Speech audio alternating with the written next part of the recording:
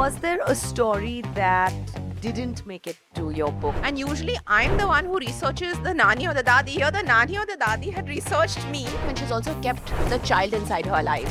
One of the first women in the nuclear medicine program in the US ever stand up to a family member. I hope instead of saying adjust karo, adjust karo, adjust karo, we can say you deserve better and I will stand with you.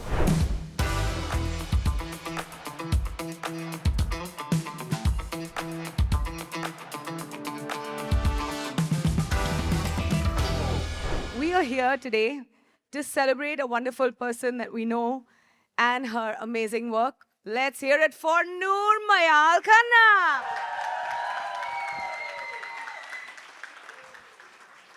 Okay, so we are here to celebrate the launch of her latest book, Bullet Nani and Other Badass Indian Grandmas, which, in my opinion, is quite the funnest title ever, is it not? So it actually tells you everything, and then it keeps and holds back just a little bit. But that's for us to read. Now, Noor has written about grandmothers. Yes, she has. But what she's really written about, and I scanned through this book so fast, it was so easy to go from end to end, even in the short time that I had. And please excuse my voice. I'm going to sound like a bit of a totem pole today. But what Noor has really written about is courage. She's written about memory, about legacy. She's written about rebellion and so many ways that women change the world without being recognized. And once you step into her book, how many of you have already read it? Oh, quite few of us. So then you know what I'm talking about. For the rest of you, let me tell you, once you do step into her book, you will realize that it's not just fun. It is sharp. It is wonderfully irreverent, and it's also deeply moving, just like its author. Okay, so this book, of course, began with Noor's old nani. He's her own nani, and that grew into a remarkable journey across 10 states in India in a quest to find women who refuse to live small lives. And these nannies and these dadis who broke rules, who survived like impossible things, and they quietly expanded what freedom could look like for generations and generations of those who came after them, just like us. So what I do love most about the book is that it doesn't just, sort of turn women into saints, people to be respected and prayed to, but it lets them remain gloriously human, fierce, flawed, and funny and unforgettable. Which, honestly, if you're being honest, it's exactly how most iconic grandmothers are. So she is not way off the mark. And I suspect everybody in the room will leave tonight thinking a little differently about older women in their own lives, or at the very least wanting to call their nani and dadi immediately as soon as they leave. And now, let me tell you a little bit more about the rare diamond who is the author of this wonderful work. Please welcome Noor.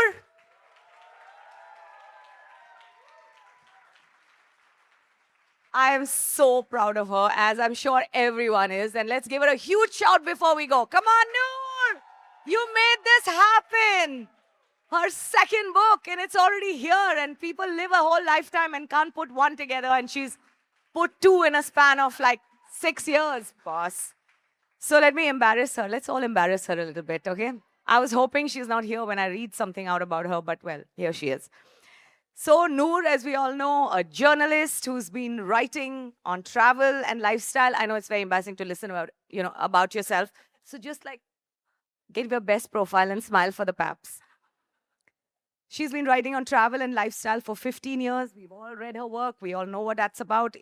In 2021, we all know she authored her first book called Seva, Sikh Wisdom on Living Well by Doing Good, which was published in India, the UK, Spain, and France. And now she spends her time traveling, which we all are secretly very envious of. Every time we look at her Instagram, she's in some exotic place or the other, testing the waters, but we all know what that's about. She's writing books, very important. And of course, raising little Azad. Where is Azad today? Is he here? Hey, Azad. Are you? Okay, he's here. And of course, like she says, enjoying the circus all the way through. So, Noor, very proud of you. Let's get started with the evening. But before we get chatting about Bullet Nani, let's first put the spotlight on all these kick-ass grandmas, the ones who've decided to join us, who are here to celebrate the book. Ladies and gentlemen, please make some noise as I call them up on stage and read you a little bit about them. But for that, you'll have to read those amazing chapters about them in the book. Please welcome Raminder Dhillon. Please. So let me tell you a little bit about Raminder ji. She is a doctor who started volunteering as an aeromedical evacuation specialist with the UN at 58. She has worked in the world's most dangerous war zones like Afghanistan and South Sudan, but also on far-flung islands like Trinidad and Tobago and East Timor. Noor's book, Bullet Nani and Other Badass Grandmas, has been named after Raminder. She is Bullet Nani. And now let's say hello to Sridevi Goyal ji. Please put a very warm welcome to Sridevi ji, who is Maharashtra's first, mind you, Maharashtra's first female IPS officer. Isn't that cool? So she started as a subdivision police officer at the young age of 22, and she ended her career as the Director General of Police of Maharashtra after serving the country for 38 years. It gets better. She's also served as the director of the Maharashtra State Police Academy, Nashik, and she was an inspiration for many young cadets, both male and female, and we are so lucky to have you here with us. Thank you so much for joining us to celebrate Noor's work. And now put your hands together for the beautiful Geeta Prakash. I'm sure all of you have seen her in many places. Let me tell you, Geeta is the OG multi-hyphenate, okay? She is a practicing doctor at Max Hospital, JNU, which is India International Center, and the Standard Chartered Bank in Delhi. She, in her 40s, became an RJ for an all-woman radio channel called Meow. What else? I love it. And at 57, she did her first fashion shoot with Tarun Tahiliani. And she has pioneered modeling for older women in India for the past 14 years. And you probably recognize her face from a billboard or an ad. And I'm so glad you've done ads where people, young people, don't put white on their hair and pretend to be old. Like, we've got to earn these wrinkles, have you not? So ladies and gentlemen, please give these three amazing Bullet Nanis a big round of applause. Thank you so much for joining us today. And can we please request you to be comfortable? And as we put Noor on the tawa. Now, before we get Noor in the dock, we'd like to invite Radhika Radhe from Pan Macmillan to come on stage, say a few words. This is a very important moment for this book that we're all supporting here today. So, Radhika, can we have you on stage, please? Ah, there she is. Good evening, everyone, and welcome for this exciting launch of Bullet Nani. It's an absolute privilege for me to be here.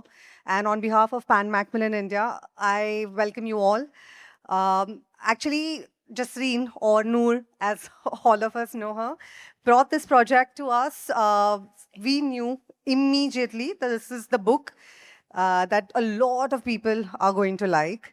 We knew that this book will definitely be appreciated. What we really liked about this book back then when we first read the script was we usually see grandmothers through a single gentle lens as a caretaker or a peripheral figure sitting on the edge. Let me tell you, this book completely shatters that lenses. It completely makes you feel that, yes, Indian grandmas can be as badasses as possible. Just to give you a little bit for people who haven't read the book, Bullet Nani gives us 12 fierce, funny, complex, and utterly unforgettable women who refuse to let age or expectations dictate their lives. We have here a woman who dodged bullets and bombs in a war zone. We have Maharashtra's first IPS officer. We have a woman who began modeling in her 50s and one who stood down goons. What makes tonight so incredibly special is that some of these extraordinary women are right here with us. To all our badasses in the front row, thank you and most welcome to this launch. Thank you, Jasreen, for writing this unremarkable book. And now to guide us through, I'm going to just hand over the mic to Noor now.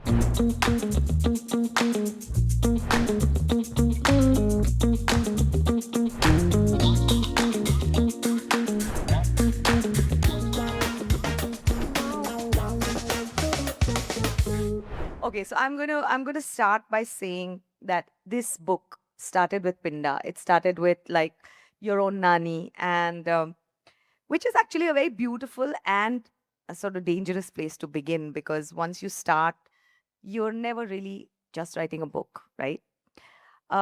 When did it become a personal journey for you in a way that you really couldn't walk away from it anymore?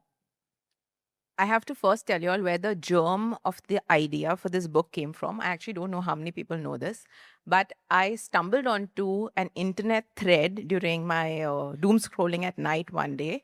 And it was about young men and women who were talking about some insanely wild things that their grandmothers and mothers had done.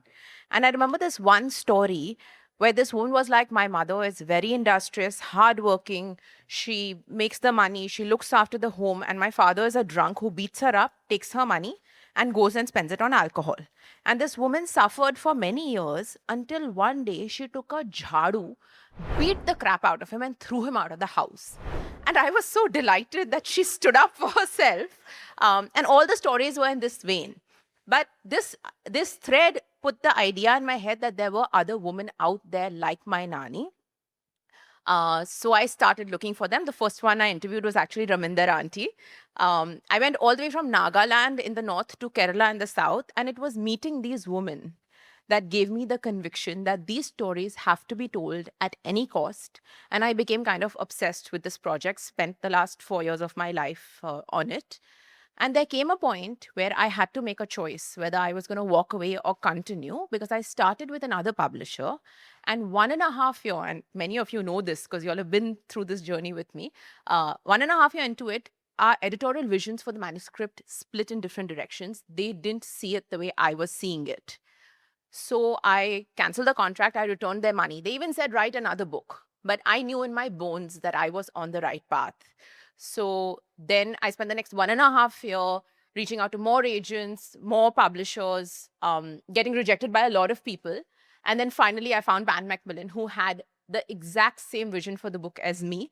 And that's how this came about. But it was meeting the grandmoms that made it impossible to walk away from this project. Once you had the stories, but as a prelude to this, I do remember when you put out that Instagram story saying, guys, do you know any grandmas with interesting stories? And then boom, the internet had crashed the next morning, isn't it? Tell us a little bit about that.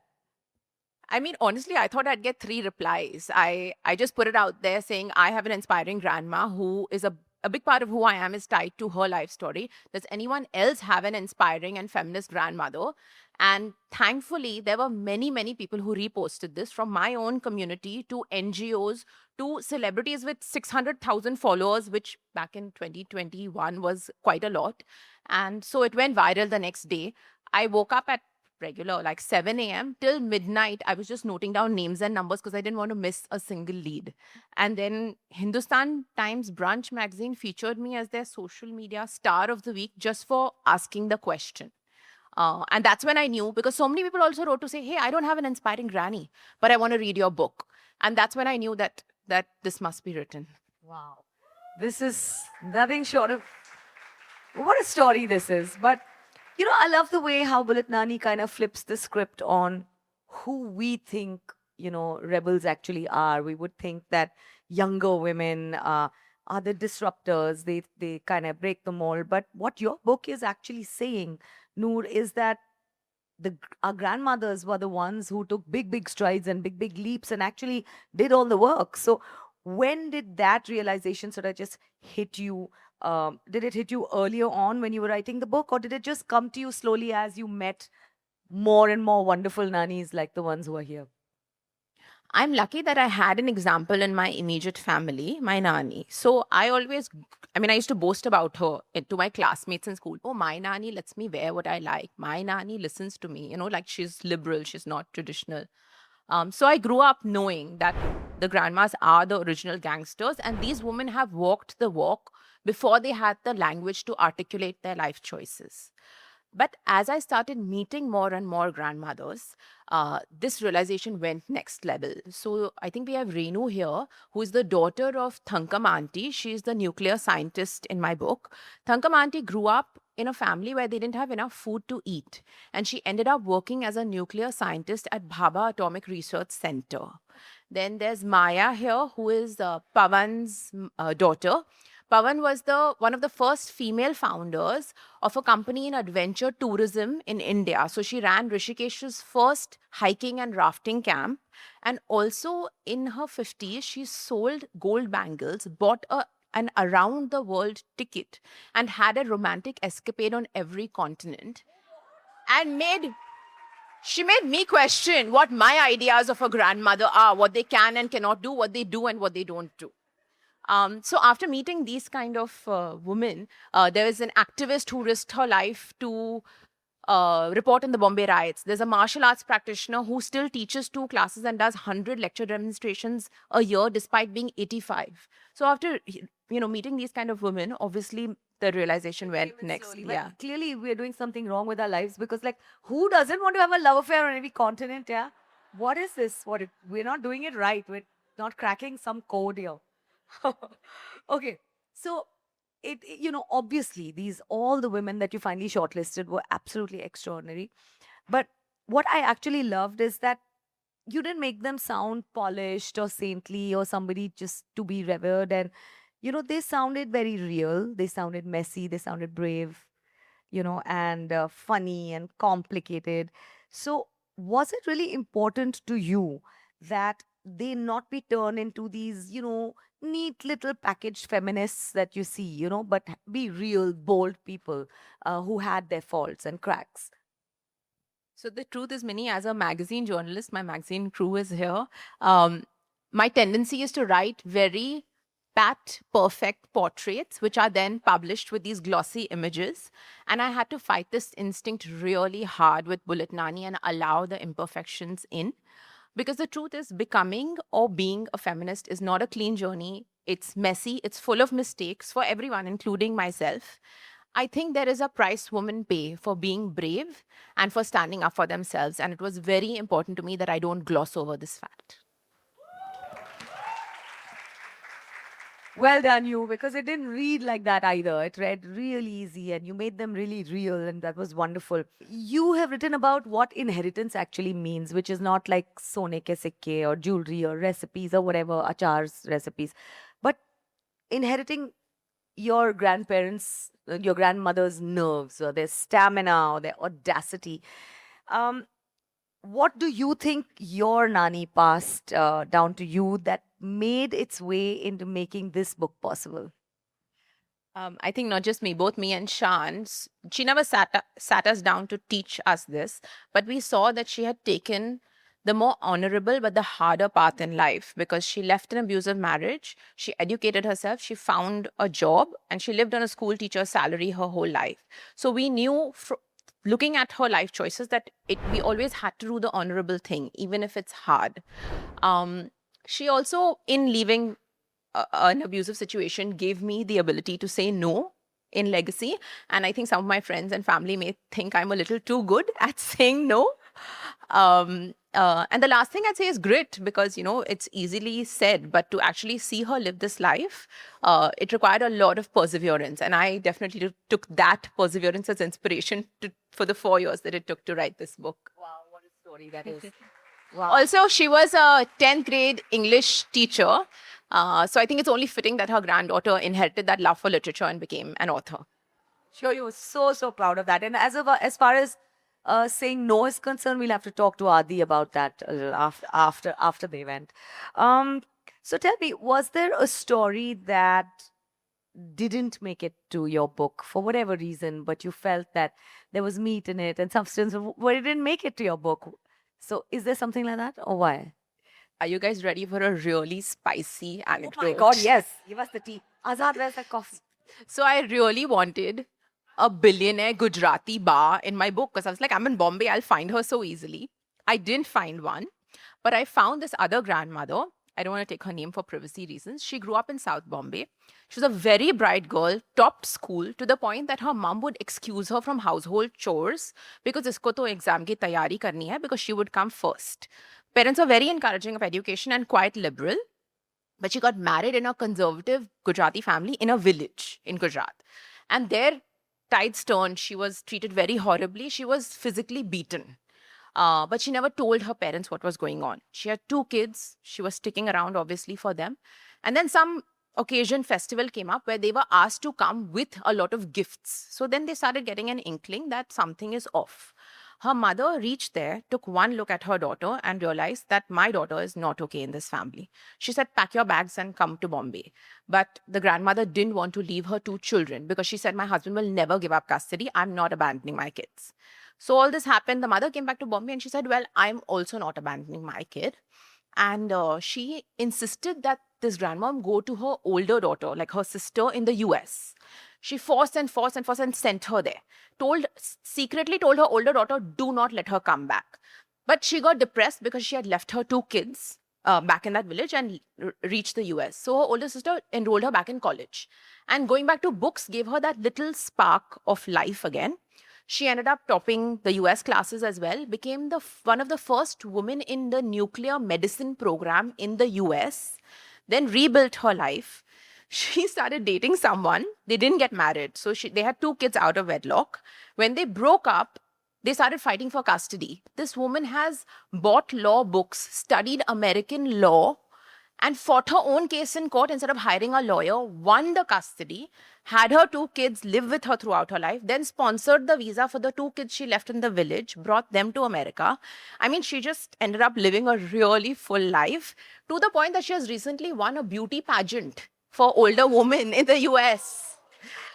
I really wanted her story. I think a Bollywood movie should be made about her. I think we should sign the rights immediately. But initially she was shy, and then in the last few years, the environment in the US has been very special with ICE agents roaming around. So she was worried about her green card status. So she decided not to talk to me, and I also didn't want to put her green card status in danger. So we let that. That's the one I say. She's the one that got away. Oh my God! But I think I have a feeling that you'll put her down somewhere in Maybe your they'll future. be around too, guys.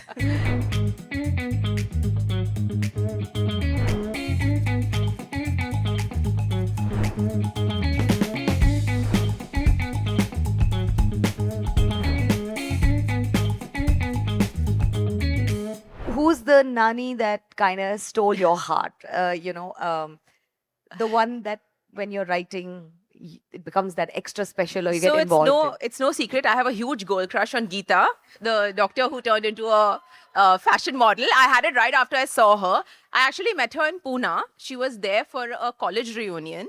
And I still remember she was wearing a lime green jacket. There were funky beads in her neck. And her hair was like it is now in a low bun. And there is such life in Geeta's face, expressions, voice that I completely fell in love with her. As Minnie told us, she was a practicing doctor for 3 decades. She became an RJ. She is now a fashion model. And I think she has such a zest for life. And she's also kept the child inside her alive. And that's what I love most about Geeta. Big round of applause. She's right here, so we can literally get more of her story when we can. Or read the book. Geeta, can you tell us what it's like to start fashion modeling after having been a doctor for 3 decades? Noor, and I love you too. But it was quite scary, I'll tell you truthfully, because I never thought that I could do anything like modeling. I started when I was 57. And it was all because of this Italian photographer who came as a patient, who told me the next time I shoot, I want to shoot with you. And I told him, "Theek hai, tune bol diya, maine sun liya." And then he would sit outside my office almost every day. And I said, "You're not allowed to sit here, unless you're sick." He said, "No, I'll pay the fees, but I'll sit." So I said, "Oh, God."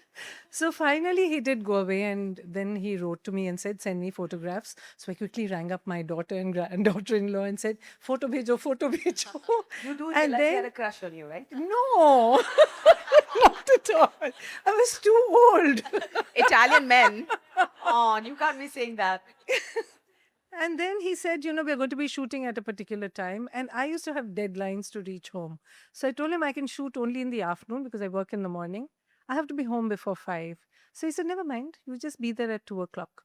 So I drove into this huge farmhouse, which was really exotic looking. And I looked around and there were these gorgeous looking women and, young girls and boys. I said, "What the hell am I doing here?" Kind of. And then they kind of ushered everybody and said, "Makeup karo, ye karo." It was such a frightening kind of an experience. I loved it because it was exciting, but it was really scary because I never thought of myself as a model. And then they kind of spit polished us, and I have to tell you this. There was this large man who walked in and said, "Isko sari pehna do." And they brought a tiny little blouse. I said, "Isme to mera ek haath bhi nahi jayega." He said, "Koi baat nahi, piche se kaat do, taniya laga do." I looked at him and said, "What about our underclothes?" He said, "Take them off." I said, "What are you talking about?" I had such a heart attack. And before I knew, that's what they did. And I was sort of trying to hide myself under this sari. Finally, they said, come out, and everyone sat down. Then I saw the photographer. I got up and gave him one big hug. I said, "Thank God I know somebody here," because I didn't know anyone. So like I said, it was very exciting, very scary, and so new to what I do. Normally it is "Mukh kholo, bolo, ah." Here this was "Smile karo." It was totally different.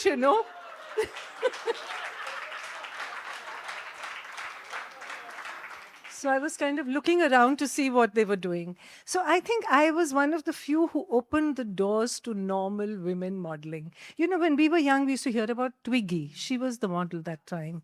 So here they were all slim, gorgeous, young. And I was old, fat, and sort of not at all like, you would imagine a model. And gray-haired and wrinkled. And they used to sort of look at me and say, "But I don't know how you can sort of get into modeling." But then Dove came and they modeled with actual women. That was really amazing because then slowly I found more and more gray haired women. Now they're the coolest people on the earth who are modeling now. So I think I was lucky enough to sort of, like I said, gateway to fun and frolic. Yeah, that Did was she very actually nice. say old, grey, and fat? She think was we need to buy she a was mirror. actually the Begum Rani of this campaign. And when the coffee table book came out, she was in the centerfold. So they had made her wear a choker and a Rani har, and she literally looked in the mirror and could not recognize herself. She was gorgeous. No, it was really scary. And then when it came home and my mother-in-law and my husband opened it and I said, "When the hell did you do this? Who's this?" And I said, "Oh, and I कैसे patients आ रहे हैं आपके पास? it was quite crazy. Really, thank you for sharing your story. It was so amazing. And for more, please buy Bullet Nani. You will not be given free copies. Buy your own. Get it signed by the author.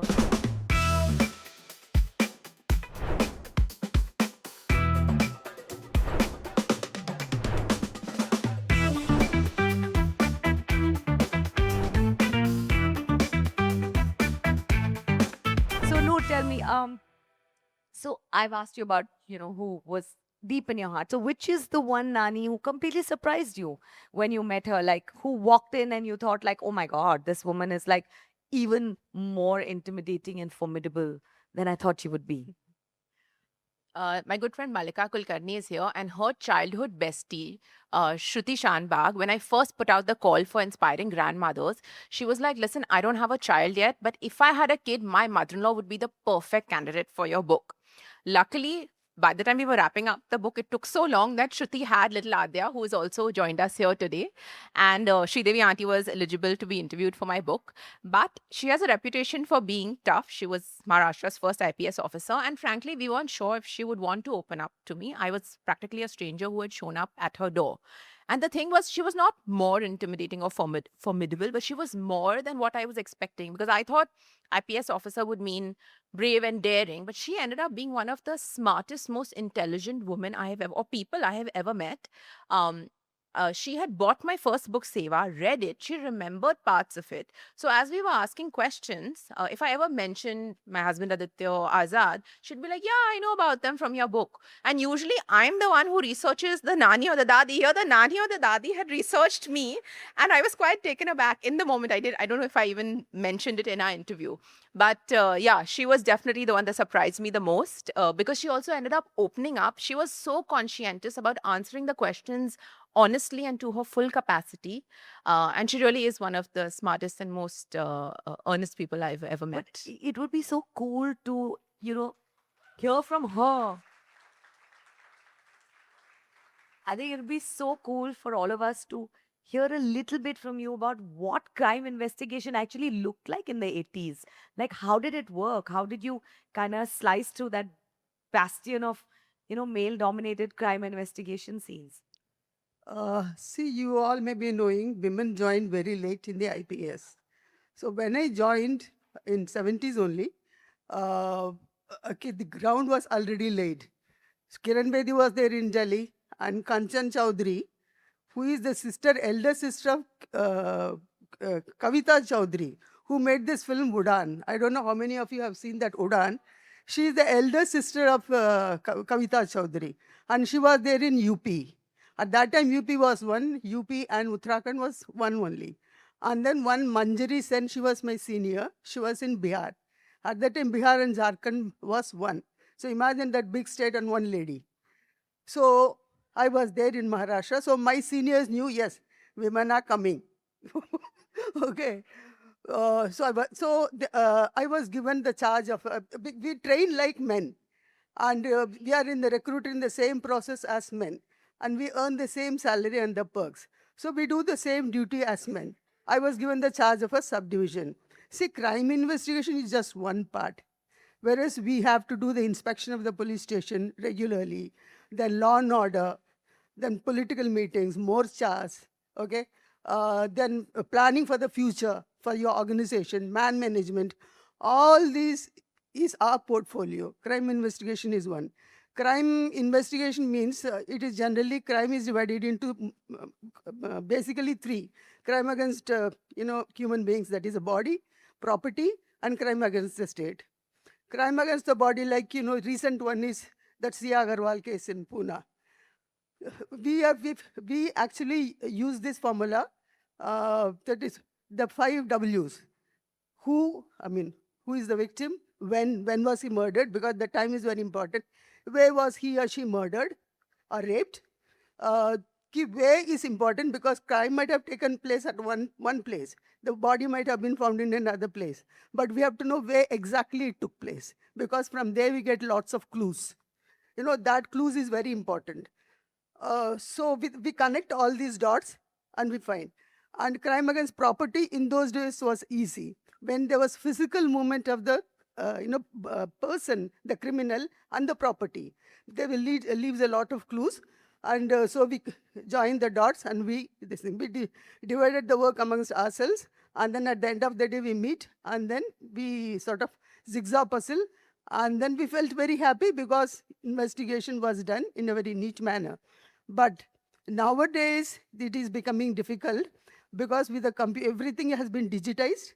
And with anyone with a laptop and the computer literacy, and they can hack your money when it is not protected, and the money can move into several accounts, and finally it may land in foreign shores. It is becoming difficult. But now I think the present people in the investigation, they are being given this sort of training because we have to be a step ahead of the criminals. So this is it. Wow. Yeah. It sounds A bit, amazing. So yeah. you said who, what, when, where? Yes. And how? And Because the murder of the weapon of the murder is very important. But otherwise, even if it is in the middle of the pond, we have to find it You're out. weaponizing many women by giving us this formula. And as a 22 or 23-year-old, she has handled a crowd agitation of 5,000 people. One of the first in her first year of duty. I will tell them they have to buy the book and read it themselves. Yeah, you have to buy Buy the the book to book. know more. Buy the book and read it yourself. It's Yeah, very buy the thrilling. book. Yeah. No more. We shall divulge no more.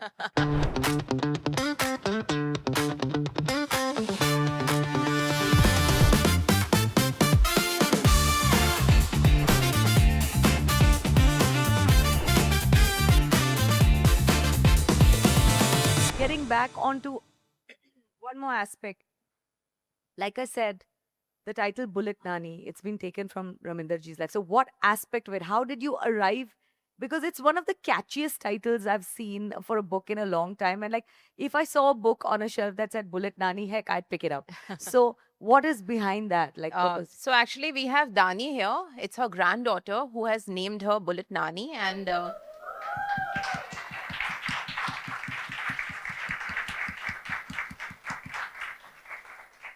Dani, would you like to tell the story? Come. Prepared for this. Just roll with it. Yeah. Okay. I don't want to I don't want to take away from what you said, but basically, I've grown up watching my nani just accomplish. All right, it's been a while since I've done something like this, but accomplish insanely brave, insanely dangerous things that as a little girl growing up, listening to her talk about, listening to her live through. I remember I'd come back from school. My mom is panicking because we've suddenly not heard from Nani for 2-3 days, and she is in the middle of Afghanistan, war-torn Afghanistan, saving people's lives, looking after soldiers, civilians, everyone. And then she just come back a few months later and say, I'm done with this one, I'm ready for the next. And everyone would go into sort of panic, trying to figure out how we can try and keep her back with us, how we can try to hold her down. But spoiler alert, you cannot hold this woman down no matter what you do. But the title came from a story that she told me recently, actually, where she was, my nani, I don't know if we disclose this, but my nani had inherited a revolver from her father, who was in the army.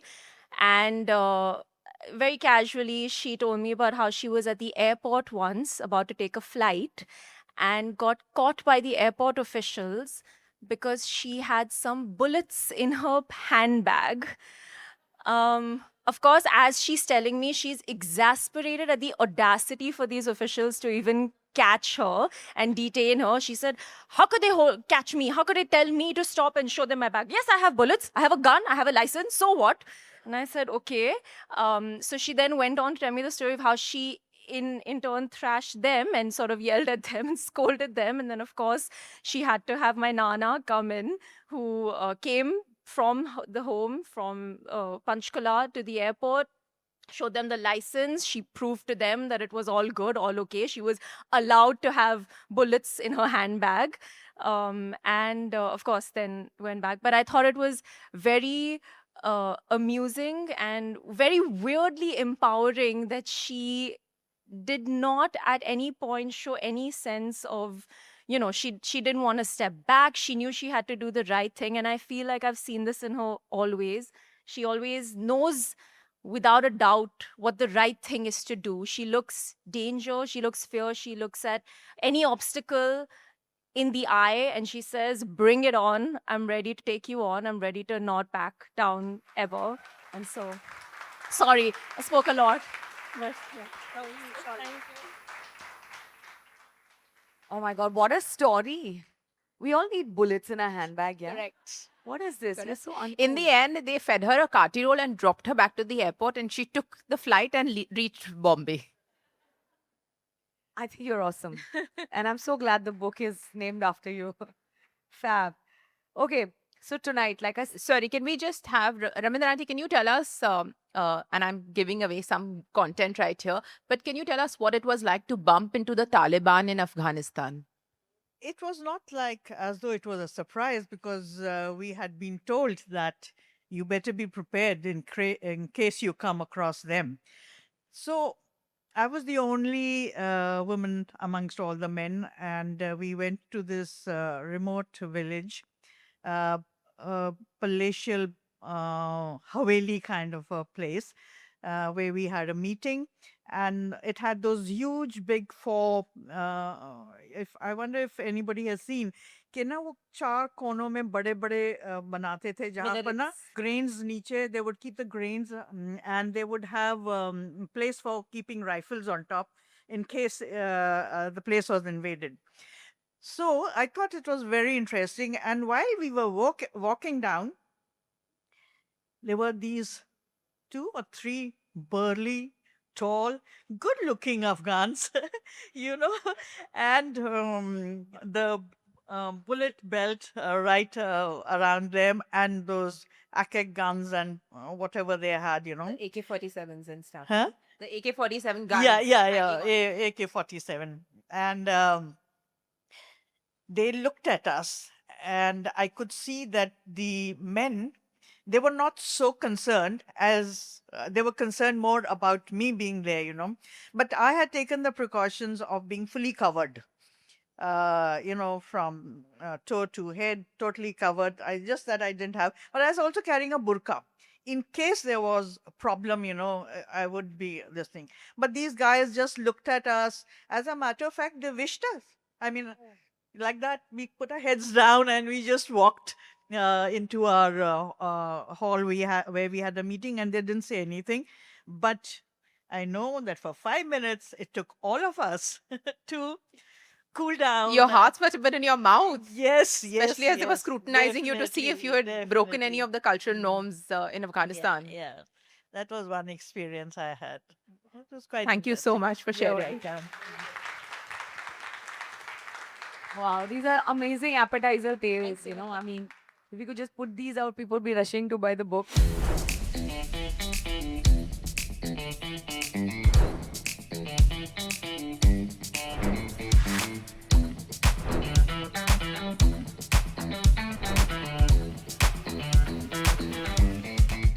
This has given a very wonderful context to the kind of stories that you've put down in your book. But today, after we all walk out of this room, and we call our nannies or our dadis, and just simply start looking at older women with a different lens and start asking them better questions about their life. What is it that you hope that we ask them?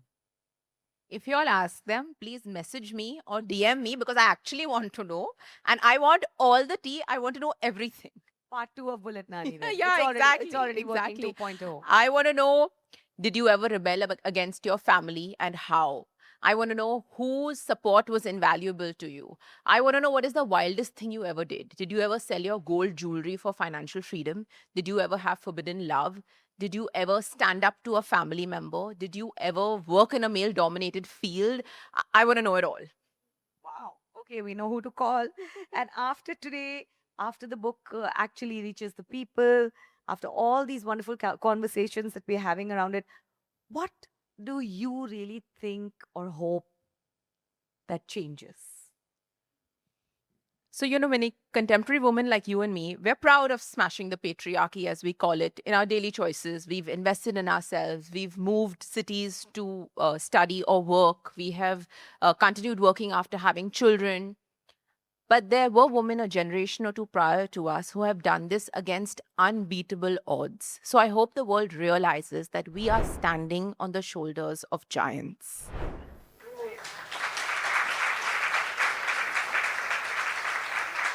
And I also hope that our legacy changes, and instead of giving young women saris and jewelry, I hope we give them a legacy of courage, but also the support system that women require to have courage. I hope instead of saying, adjust karo, adjust karo, adjust karo, we can say, you deserve better and I will stand with you. Music to everyone's ears.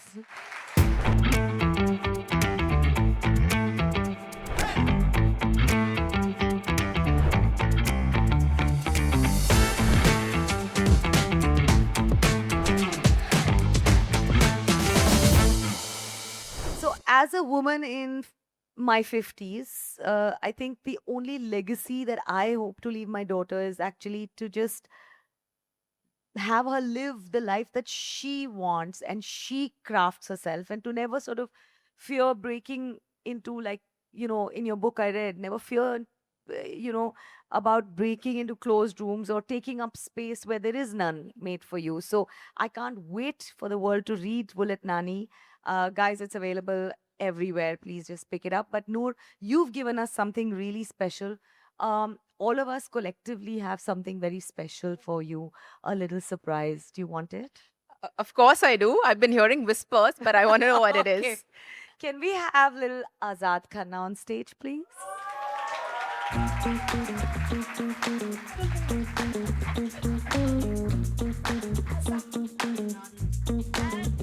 There's Bullet Nani and there's Bijli Nani, guys. This is Bijli Nani. Hello everyone.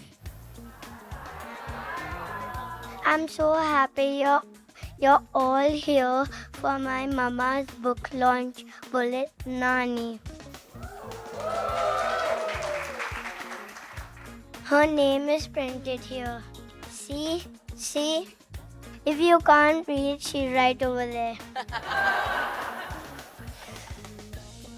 My mama wrote a whole book about super cool grandmoms.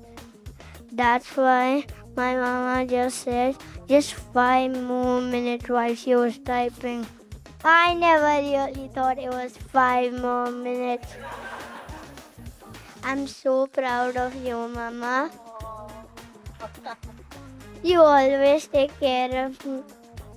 And now you have written your second book. Wow, I think that's amazing. Thank you, Azad. Congratulations, Mama. I love you to the sky. And you're looking very pretty today.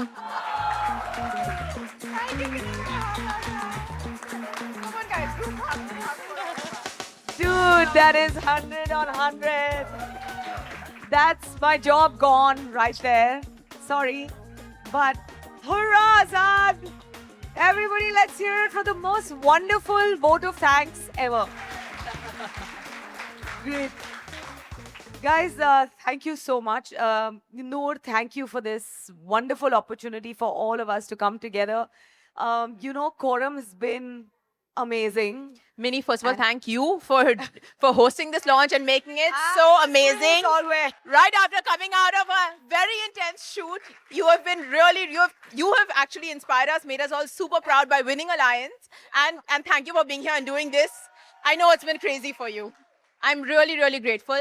And I'd just like to say also thank you to the Quorum team, Tanusha, Zishan, Priyanka, everybody here. You guys have made my book launch dreams come true. And thank you everybody for being here. It really means the world that you all could make it here today.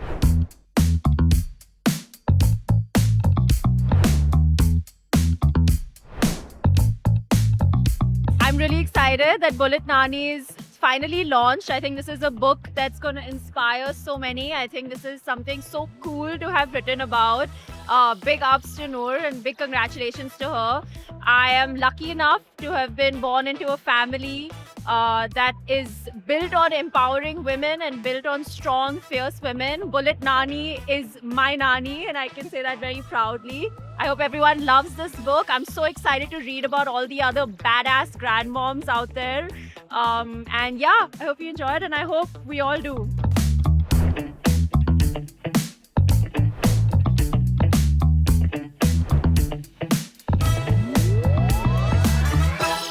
"30 years from now, I'm going to be 83.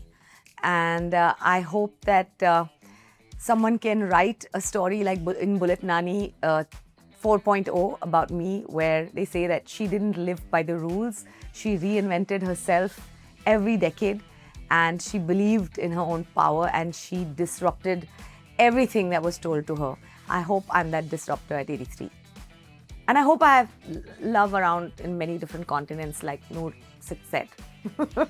Some excitement and spice. You know, I actually, in many moments, asked them for advice because I had a son. I started writing this when my son was 2 years old. I wrote it till he was 6 years old. So very often I would actually ask them, like, how did you do it? How do I do it if I have a child and I'm trying to work? And very often I was torn. So I actually did ask them for advice. And the one advice that they always gave me is that they believed in me. So I think the voice note would be, you can do this, Noor. You've got it. They just believed in me, and they gave me the motivation, and they smiled and they said it'll happen. And because they had done it themselves, it was not a platitude. It meant something. It was worth something, those words. I was actually brought on board at the Quorum last year in June, and June was when I signed my book deal with Pan Macmillan. And as I said, I'm a working mother, so house is a bit chaotic. We live in a big family, and I didn't have the perfect writing space. I jumped at the offer when Quorum said, would you like to be a member? Because this was such a beautiful space, and I've actually written the book here. So it is so fitting that my book launch has happened here, because this has been a home to me over the last 1 year, where I've actually written my book and spent some really memorable moments here, met people, made friends, eaten, drank. It's been wonderful being part of this community for the last year, and I'm very, very grateful for everything, including today's book launch. Whenever there's an event at Quorum, you can be absolutely sure that it spells quality, it spells class, and it spells, just things well done. And this is my 4th or 5th time, attending an event at Quorum, and I wish it was closer to my house so I could attend a lot more events. But I love the way they curate different things for their members. It's always food for the soul and for the mind. So keep it up, and I love the coffee.